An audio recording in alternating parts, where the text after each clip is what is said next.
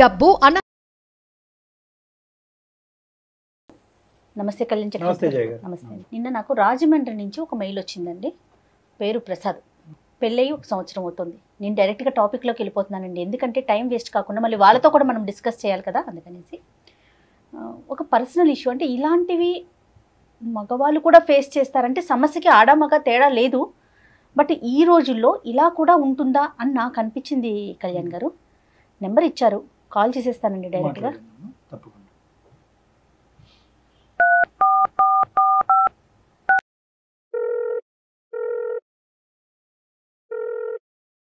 Hello, Prasad గారండి? నేను జయానండి, అందమైన జీవితం ప్రోగ్రామ్ నుంచి కాల్ చేస్తున్నాను. మీతో మాట్లాడొచ్చా? రైట్. నాతో పాటు డాక్టర్ కళ్యాణ్ చక్రవర్తి గారు కూడా ఉన్నారు. మీరు నాకు మెయిల్ పెట్టారు, దాన్ని ఒక బ్రీఫ్ గా డాక్టర్ గారితో మాట్లాడండి. మా అక్క కూతుర్నే నేను పెళ్లి చేసుకున్నాను. మా పెళ్లి అయితే చాలా గ్రాండియర్, అంటే చాలా గ్రాండియర్ గా జరిగింది. మా అక్కల అమ్మాయి ఎదురు ఇల్లే, మా కరెక్ట్ గా మా ఇంటి డోర్ తీస్తే వాళ్ళ ఇల్లు డోర్ తీస్తే మా ఇల్లు. ఓకే. ఇలా నేను అమ్మాయి కదా అని చెప్పి కట్నం కూడా తీసుకోలేదు. ఏం కట్నం తీసుకుంటాం, అక్కల పాపం చేసుకుంటున్నాం, కుటుంబంలో చేసుకుంటున్నాం. కుటుంబం గురించి మాత్రమే ఆలోచన అండి నాది ఎప్పుడు కూడా. మా కుటుంబం అంటే మా నాన్నగారు కూడా లేరండి, చనిపోయారు. మనం ఒక స్థాయిలో ఉండాలి, మనం నలుగురికి కొంచెం దీనిగా ఉండాలి, ఎవరిని మనం తల తెచ్చుకోకూడదు. ఇలా అలా అనుకొని నేను కుటుంబం అంతా బాగుంటుంది కదా అని చెప్పేసి పెళ్లి చేసుకోవడం జరిగింది. ప్రపోజల్ ఎట్లా వచ్చిందండి? అంటే అక్క కూతుర్ని చేసుకోమని అక్క వాళ్ళ వైపు నుంచా, లేకుంటే మీ అమ్మగారి వైపు నుంచా, ఎట్లా? అక్క వాళ్ళ వైపు నుంచే వచ్చిందండి. ఓకే. అక్క వాళ్ళ వైపు నుంచే వచ్చింది. అక్క వాళ్ళందరూ కుటుంబం అంతా పెద్దలంతా కూర్చున్నారు, మాట్లాడుకున్నారు. చేసిన తర్వాత నాకు చెప్పారండి. ఓకే. కుటుంబం గురించే మీరు పెళ్లి చేసుకుంటున్నారు, కానీ అమ్మాయి మీద మీ అభిప్రాయం? అమ్మాయి మీద అభిప్రాయం మంచి అభిప్రాయం, మంచి ఒపీనియన్ ఉంది. మంచి ఒపీనియన్ ఉంది. Very good, very good. మంచి ఒపీనియన్ ఉంది. తనకండి ప్రసాద్ గారు, తనతో మాట్లాడారా పెళ్లికి ముందు? నేను మాట్లాడాను. నీకు ఇష్టం ఉందా లేదా అని కూడా అడిగానండి. ఓకే. అమ్మ వాళ్ళు అక్క వాళ్ళు ఏదో చెప్తున్నారని అలాగే నువ్వు ఒప్పుకోవాల్సిన అవసరం లేదు. నీకు ఇష్టం ఉంటేనే మనం పెళ్లి చేసుకుందాము, లేకపోతే నేను చెప్తాను అమ్మ వాళ్ళకి, నేను అక్కలకి చెప్తాను, ఒప్పిస్తానని చెప్పానండి. రైట్. నెక్స్ట్ అండి? ఆ తర్వాత అంటే పెళ్లి జరిగిందండి, చాలా గ్రాండ్ గా పెళ్లి చేసుకున్నాం, అంతా బాగా జరిగిన తర్వాత హైదరాబాద్ వచ్చాము. ఇక్కడ హైదరాబాద్ లో యాజ్ యూజువల్ గా మా కాపురం అనేది చాలా చక్కగా గడిచింది. తను బీటెక్ పూర్తి చేసిందండి ఊర్లోనే. నేను ఇక్కడ వచ్చి తనకి మన ఒక దీంట్లో ఇన్స్టిట్యూట్ లో ట్రైనింగ్ ఇప్పించాను, జాయిన్ చేశాను. ట్రైనింగ్ కూడా అయిపోయింది. మేము ఒక 5-6 నెలల పాటు ఇక్కడ చాలా బాగా కలిసి ఉన్నాము. నాతో పాటు మా అమ్మగారు కూడా ఉండేవారు. ఎంత నాన్న మీ ఇద్దరి మధ్యన ఏజ్ గ్యాప్ ఎంత ఉంది నాన్న? ఒక 6 years ఉంటుంది సార్. 6 years. Okay okay. చిన్న చిన్న కంపెనీలో ఇంటర్వ్యూస్ వస్తే నాకు యాక్చువల్ గా చిన్న చిన్న కంపెనీలు పంపించడం ఇష్టం లేదు. పూణేలో వచ్చిందండి జాబ్. పూణేలో జాబ్ వచ్చింది. సరే ఏం చేస్తాం, మనకి ఇంకా తప్పదు. అంటే మంచి కంపెనీ కోరుకున్నాం కదా, మంచి కంపెనీ కోరుకున్నప్పుడు ఇలాంటివి సహజంగా జరుగుతుంటాయి అని చెప్పి మేము కూడా అనుకొని అక్కడ ఒక 2 days తనతో పాటు ఉండి, తనకి ఇంకా మంచి చెడ్డలు ఏం కావాలి, తనకి ఆఫీస్ కి వెళ్ళడానికి ప్రాబ్లమ్స్ ఉన్నాయి ఏంటా, అసలు తను వెళ్ళగలుగుతా అని అన్ని చూసి సెట్ చేసుకుని నేను మళ్ళీ హైదరాబాద్ వచ్చానమ్మా. ఓకే అండి. ఈ అమ్మాయి ఇంకా 10 రోజుల తర్వాత ఏంటి 10 రోజులైంది ఇంకా ఫోన్ కనీసం చేయట్లేదంటే, నువ్వు చేయాలా నేను చేయాలా అని అడిగింది. అదేంటి అలాగ అడిగావు, ఎవరు చేయాలి, నువ్వు చేయాలి నేను చేయాలి, అది ఎలాగా ఏం చేస్తున్నావు అనేసి అంటే, కాదు నువ్వు కదా చేయాలి అన్నా. సరే అని నేను దానికి సర్ది చెప్పుకొని మళ్ళీ నేను ఫోన్ చేయడం చేస్తుంది. కొద్ది రోజులు పోయినాక నా ఫోన్ అటెంప్ట్ చేయడం మానేసింది. నా ఫోన్ ఎందుకు అటెంప్ట్ చేయట్లేదు? సరే తను ఏదైనా బిజీగా ఉందేమో, ప్రాజెక్ట్ బిజీలో ఉందేమో, తనకు వర్క్ స్ట్రెస్ ఎక్కువ అవుతుందేమో అని సరే చేస్తుందిలే అని ఇంట్లో నా అమ్మను తన అక్కలతో మాట్లాడుతాను, ఫోన్ చేస్తుందని అడగటం ఇవన్నీ జరిగినాయి. అయితే నేను 2 సార్లు అయినాయి ఫోన్ చేయట్లేదు అనేసి అంటే తర్వాత నేను అక్క వాళ్ళకి చెప్పాను, ఇలాగ నా ఫోన్ ఎత్తట్లేదు. లేదురా తను ఏదో బిజీగా ఉంటుంది, మాకు ఫోన్ చేస్తుంది కదా, మాట్లాడుతుంది కదా అని చెప్పేవారు. సరే అనుకున్న తర్వాత ఇలాగ మళ్ళీ ఫోన్ రీచ్ అవ్వట్లేదు. ఎప్పటికి రీచ్ అవ్వకపోయేసరికి నేను తన ఫ్రెండ్ ఫోన్ నుంచి నాకు ఒకసారి ఫోన్ చేసింది అనమాట. అక్కడ జనరల్ గా తన ఫోన్ కి సిగ్నల్స్ ఉండవు ఒక్కోసారి, అక్కడ ఉండకపోతే వేరే వాళ్ళ ఫోన్ పక్క ఫోన్ నుంచి చేయడం కానీ ఇలా చేయడంలో ఈ నెంబర్ కూడా పెట్టుకోండి అని చెప్పారు. నేను ఆ నెంబర్ కి ఫోన్ చేశాను. ఎందుకు 2 రోజులైనా ఫోన్ కలవట్లేదు ఏంటా? ఖచ్చితంగా ఆ అమ్మాయి నాకు చెప్పడం ఏంటంటే, లేదు అంకుల్ తను హాస్టల్ మారిపోయింది. అంతవరకు నాకు తెలియకపోవడం, అంటే ఒక భర్త కావాలనివ్వండి, ఒక మగాడి కావాలనివ్వండి, తన హాస్టల్ మారిపోవడం విషయం నాకు తెలియాల్సిన అవసరం ఉందా లేదా మేడం? బేసిక్ కమ్యూనికేషన్ అది బేసిక్ కమ్యూనికేషన్. ఇంకా అతను మాట్లాడటం, అక్కడ నుంచి కొంచెం మాట్లాడటం కూడా అంత కరెక్ట్ గా లేదు. నాకు ప్రాపర్ గా తన నుంచి ఏ ఇన్ఫర్మేషన్ లేదు, ఏం ఒక రెస్పాన్సిబిలిటీగా బిహేవ్ చేయట్లేదు తను. సరే ఏదో సర్దుకుపోతాం అనేసి నేను కొంచెం ఇదిగానే ఉన్నాను.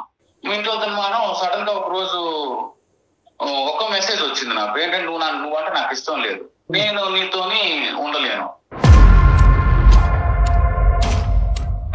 ఏంటి కారణం ఏంటి ఇది అంత అనేసి అడిగితే ఇంకా నా ఫోన్ కి రెస్పాన్స్ లేదు. పూణే వెళ్ళిన ఎన్ని రోజులకి నాన్న ఈ మెసేజ్ వచ్చింది మీకు? ఒక 1 year కి అవుతుంది. 1 year, అదే ఒక 1 year పైన అవుతుందండి. 1 year పైన. ఈ 1 year పైన టైంలో ఎన్నిసార్లు ఆవిడ పూణేకి రావటం కానీ, మీరు పూణే వెళ్ళటం, హైదరాబాద్ రావటం కానీ, మీరు పూణే 2 times వెళ్ళాను సార్. నేను హైదరాబాద్ నుంచి పూణే 2 times వెళ్ళాను.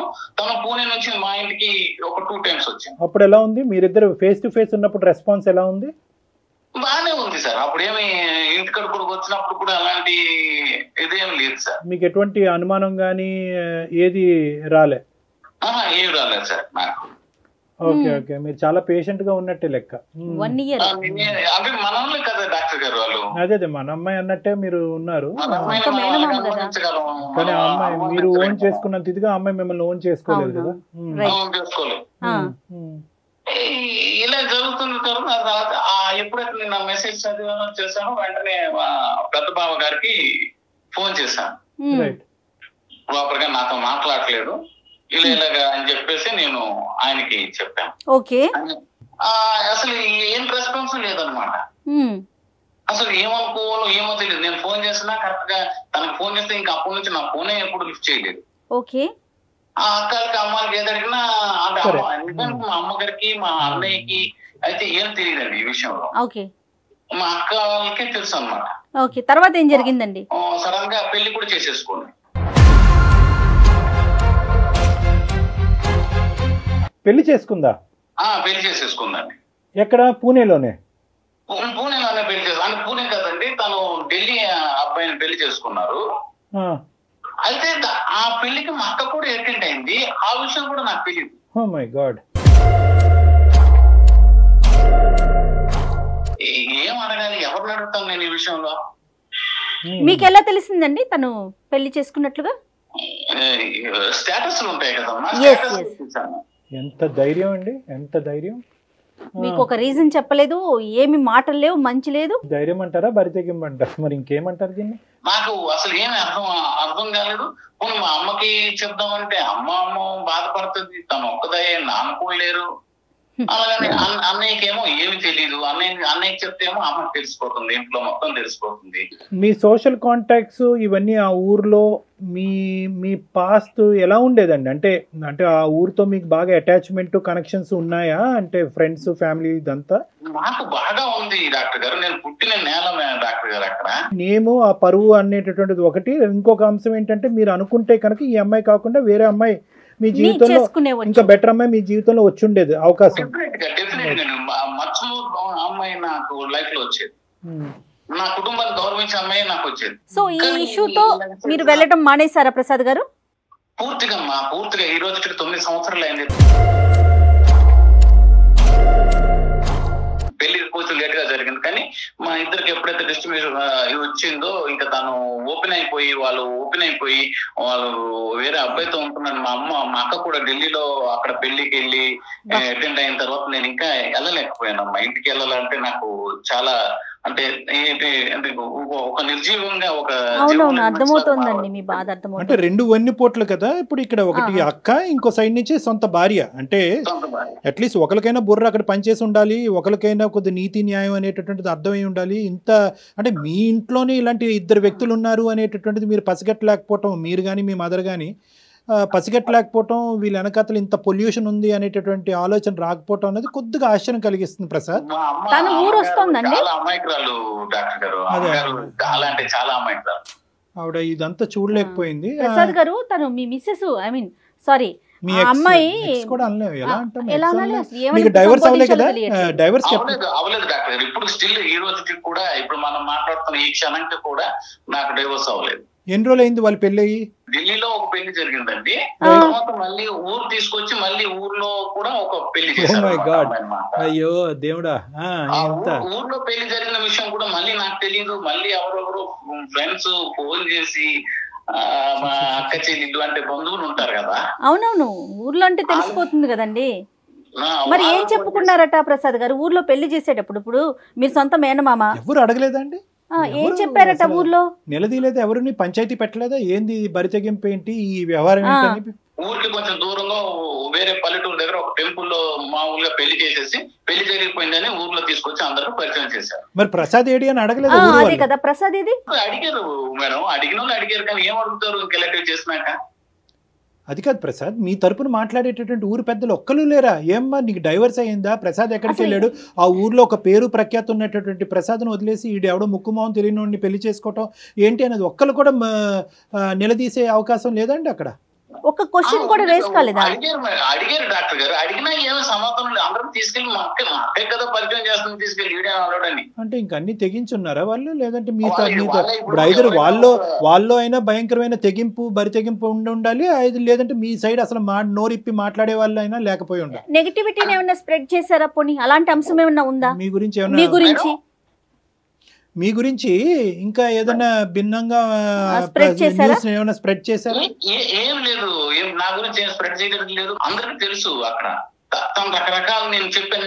నేను మీకు చాలా చెప్పాను. ఇందులో ఒక మగాడిగా మీరు ఒక సమాధానం చెప్పండి, వీటన్నిటిని తట్టుకుని ఎలాగ మనం నిలబడాలి? వెనక నుంచి వెన్నుపోట్లు సొంత కుటుంబ సభ్యులే, ఎక్కడో దూరం వాడు చేస్తేనే అరే మోసం చేశాడు అనుకునేటటువంటి ఈ రోజుల్లో సొంత కుటుంబ సభ్యులే మీ జీవితాన్ని నాశనం చేశారనేటటువంటిది చాలా బాధాకరమైనటువంటి అంశం, కాదనట్లేదు. కానీ ఇక్కడ ఇక్కడ ఇక్కడ కొన్ని మనకు వచ్చేటటువంటి ప్రశ్నలు ఏంటంటే, మీ సైడ్ నుంచి బేసిక్ కాన్సెప్ట్ ప్రసాద్ అనేటటువంటి తెలియనటువంటి ఊర్లో, మనిషి గురించి తెలియనటువంటి ఊర్లో ప్రసాద్ని ఇంత అన్యాయం చేస్తారా అని ఎదిరించి నిలదీసేటటువంటి వ్యక్తి కనిపించకపోవటం అన్నది ఇక్కడ ఆశ్చర్యం కలిగించే అంశం. రెండోది, ఎవరు ఎందుకు ఏం చెప్తారండి? ఇక పెళ్లి ఇప్పుడు ఢిల్లీలో పెళ్లి అయిపోయింది ఫస్ట్ టైం సంగతి కొంతవరకు స్ప్రెడ్ చేశారు. సరే, దీనంతటి యొక్క ప్రభావం మీ మీద ఎలా పడిందండి? అంటే 9 years పాటు ఒక భయంకరమైన వనవాసం గడుపుతూ, మీరు వనవాసం అంటారా? అంటే ఇంత ఎందుకు మిమ్మల్ని మీరు ఎందుకు ఇంత శిక్షించుకుంటున్నారు? నెంబర్ 1. నెంబర్ 2, ఇక్కడ ఏంటంటే మీ తల్లి మొహం కూడా చూడలే కదా ఈ మధ్య కాలంలో మీరు? లేదండి, నా తల్లి మొహం కూడా నాకు చూడకుండా చేశారు. ఇందులో ఇంకొక విషయం, ఇంకా గొప్ప విషయం ఏంటంటే డాక్టర్ గారు, అసలు అంటే ఇవన్నీ ఎలా చెప్పాలి, అసలు ఏమని చెప్పాలి? సిగ్గు విడిచిపోయి అన్ని ఇంకా సంగతి మర్చిపోయి చెప్పాలేమో తెలియదు. కానీ తను డెలివరీ కూడా అయింది.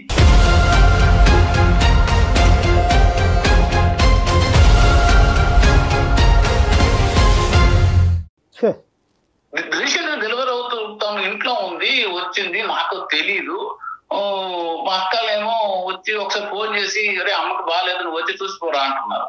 కుటుంబంతో పని లేదు, బంధువులతో పని లేదు, సమాజంతో పని లేదు, ఆఖరికి చట్టంతో కూడా పని లేకుండా, అంటే ఎటువంటి ముందుకు వెళ్ళకుండా. కాదు డాక్టర్ గారు, ఇదే పని నేను చేస్తే, నేనే ఇంకొక మ్యారేజ్ చేసుకుని ఇంకొకటి చేస్తుంటే ఈ సమాజం కానీ ఈ ల్యాండ్ ఆర్డర్స్ కానీ 10 కేసుల్లో ఇప్పటికి జైల్లో ఉండేవారు మీరు. అంటే 10 కేసుల్లో మరి ఎందుకు అంత వివక్షత చూపిస్తున్నారండి ఆడకి మొగకి? ఆడాలకే అన్యాయం జరిగిపోతుంది, ఆడాలకే అన్యాయం జరిగిపోతుంది అంటారు కదండి. మనం వేసే స్టెప్స్ ని బట్టి ఆధారపడి ఉంటాయి కదా, మన రియాక్షన్స్ బట్టి కూడా ఉంటాయండి. అన్యాయం ఎవరికైనా అన్యాయమే, ఆడకైనా అన్యాయమే, మగకైనా అన్యాయమే. 9 సంవత్సరాలు అయింది, కన్న తల్లిని కానీ పుట్టిన నేలని కానీ తాకలేదు. మీరు కట్టుబాట్లకి మీరు పెట్టుకున్నారు. మీరేదో బరి తెగించి వేరే అమ్మాయితో లేచి వెళ్ళిపోయినటువంటి పద్ధతిలో మీరు మాట్లాడారు. కాదు కళ్యాణ్ గారు, ఊర్లో ఎవరైనా అనుకోరు ప్రసాద్ ఇన్ని సంవత్సరాల నుంచి రావట్లేదంటే తనలో ఏ తప్పుందో అని అనుకోవటానికి అవకాశాలు మీరే ఇస్తున్నారు కదా ప్రసాద్ గారు.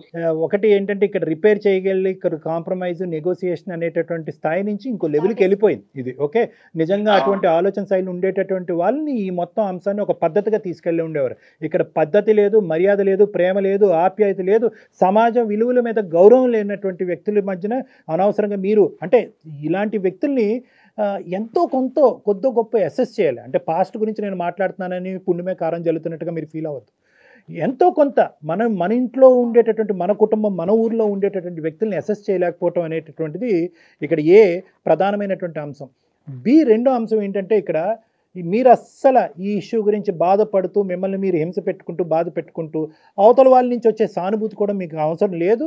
మీరు ధైర్యంగా తలెత్తుకుని ముందుకెళ్ళి హ్యాపీగా మీ ఊరు వెళ్ళి మీ అందరు కుటుంబ సభ్యులు ఏమండి మీరేం తప్పు చేశారండి ఇక్కడ? Simple straight forward. ఏమండి ఇప్పుడు మీరు ఆ అమ్మాయి చేసినటువంటి తప్పుకి మీరు మొహం చాటేసుకుని ఉండవలసినటువంటి అవసరం లేదు. ఇది గుర్తుపెట్టుకోండి.